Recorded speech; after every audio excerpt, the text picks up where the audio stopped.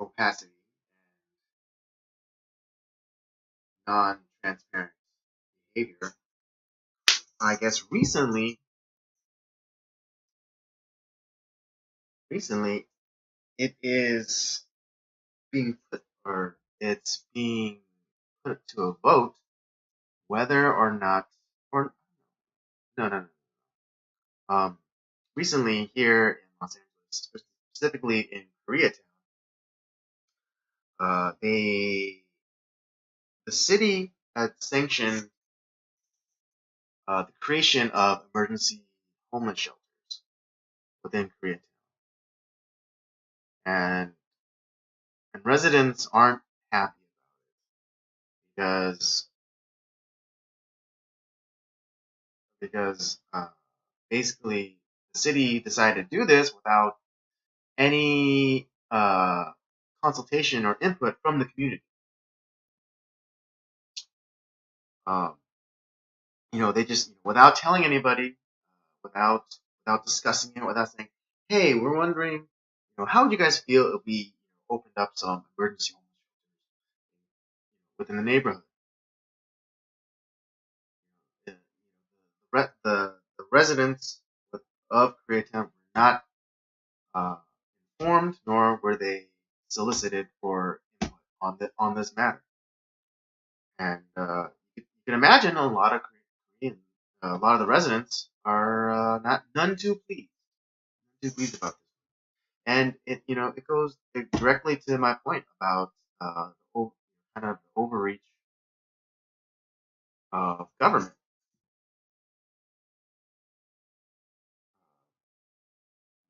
How could they not consult with the residents, with their constituents, even about something that'll be affecting them? It's I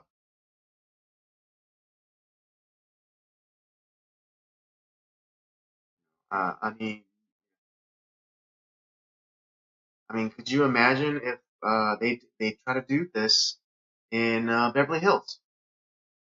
Let's say the Beverly Hills City Council decided they were gonna put in emergency homeless shelters in Beverly Hills without discussing it with residents. Could you imagine a scenario that? Could you imagine a world where that would be allowed? Of course not. The people in Beverly Hills would be understandably outraged, and they would protest. Why were we not consulted? This is our neighborhood. We live here. You're going to do something that's going to drastically impact where we live.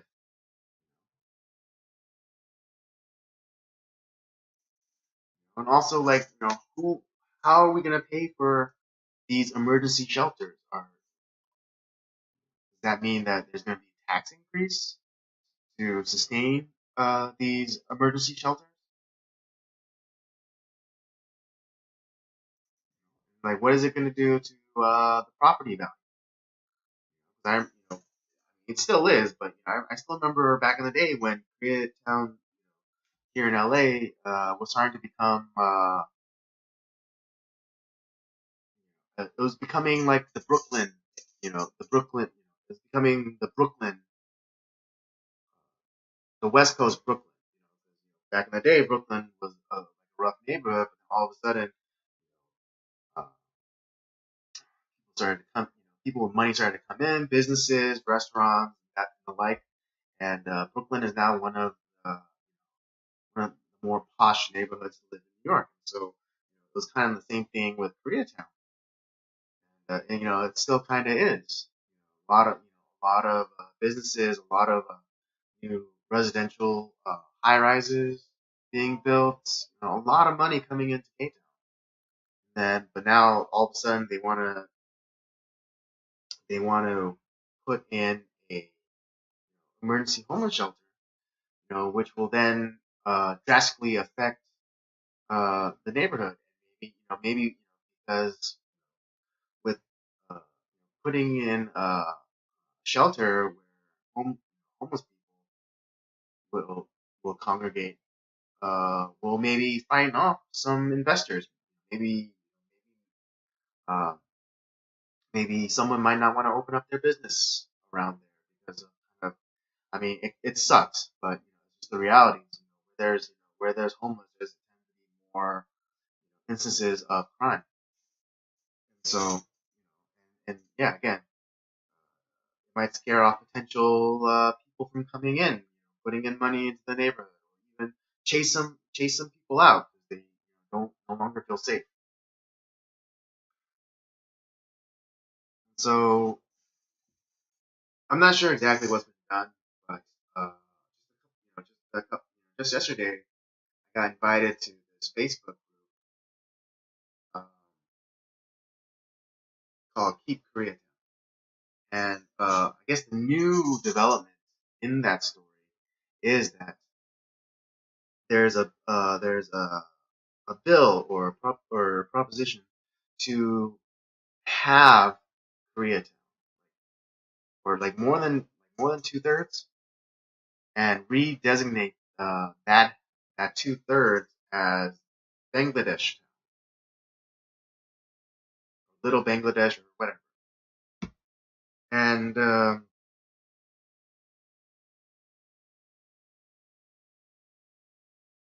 are a lot of different There's a lot of different responses to it, a lot of mixed feelings.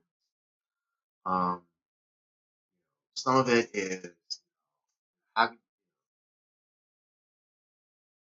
having to do this. This is this is our a lot of Koreans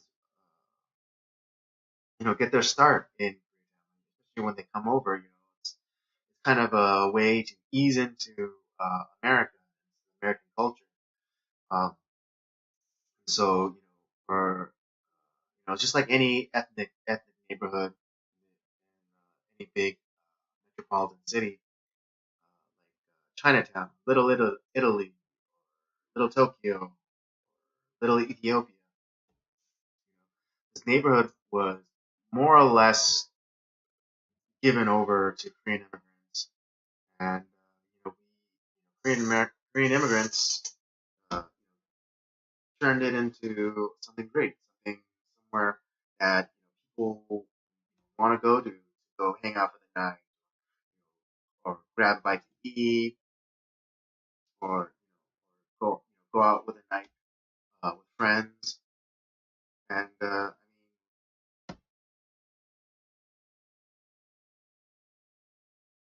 it seems a little. At least that's one of the reactions to this proposal.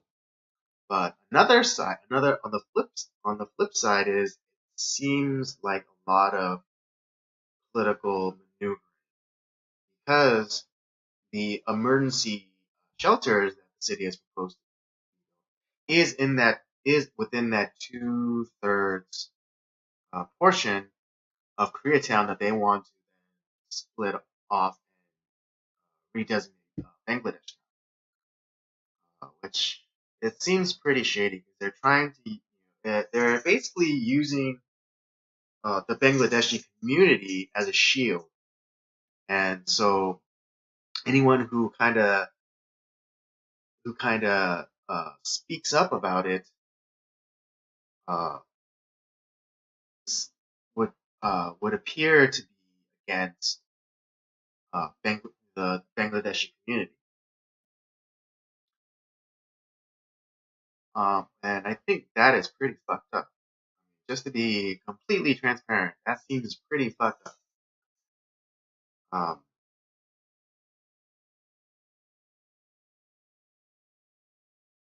first you're going to in put in something without the consent or consultation of the citizens, and now you're going to couch this decision to put in something against maybe the will of the people by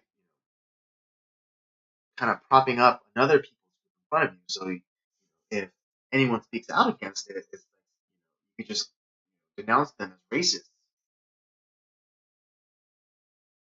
And I mean, I don't know. Maybe maybe the Bangladeshi community here in LA is blown up, and I know that there is a small segment. Uh, there is a small, maybe 2 or 3 square block area within Koreatown that is known as Bangladesh. But I mean, is the Bangladeshi community blowing up that much that they have to, that it warrants 2/3 of Koreatown to be redesignated as Bangladesh town? And it's not as though uh, I'm diminishing or I'm saying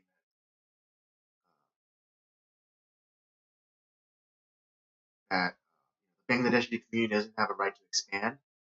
But I mean, if it came over naturally, that'd be a completely different thing. Over time, if more Bangladeshi people came in and they started opening up businesses and they started to expand, and like the spirit influence like started to move out from that initial like small like 2 or 3 city block radius. Then of course it'd be only natural to then uh, it'd only be natural to designate that area as Bangladeshi. But this move is not a natural. This move smacks of political maneuver. And that's my only gripe about it, because it doesn't seem natural. Because again, if the Bangladeshi community did start to expand, and it was natural, they started buying up businesses, and the Bangladeshi community kept growing and growing. There's they're supplanting Korean businesses or Korean-owned businesses that have moved on, shut down, or moved on. That'd be a completely different thing, because then they'd just be taking over. Uh, they'd be taking over spots that were already vacated, and like their growth would be a natural one. But then there is an already acknowledged area known as Bangladesh. So we are artificially stimulating the numbers, or inflating the numbers. But, I mean, again, I don't know the precise uh, number of the Bangladeshi population, but I think I can say with some certainty that it's not as big as the Korean.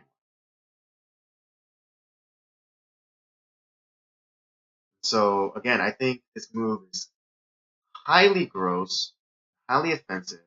That the city government is using one people's group against another one, so that anyone who is speaking out against this, about this supposed like rezoning, it will be called out as a racist.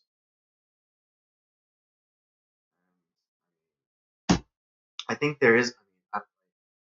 I think there is a way to get a vote on this, because I think elections are happening, at least for city stuff, is happening pretty soon, or state stuff. I don't really remember, but I think there is a way. Even if you don't live in Koreatown, there is a way for you to vote. I just saw it really fast before I came on here live.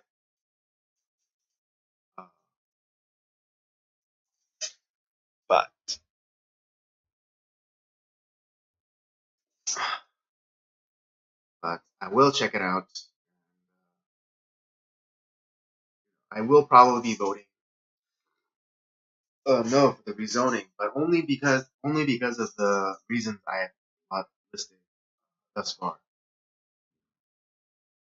I don't think this is natural. I don't think this move to rezone a portion of Koreatown is a natural one, and I think this redesignation is a couching of them trying to build emergency shelters without the consent of the residents of Korea. So those would be my reasons to vote no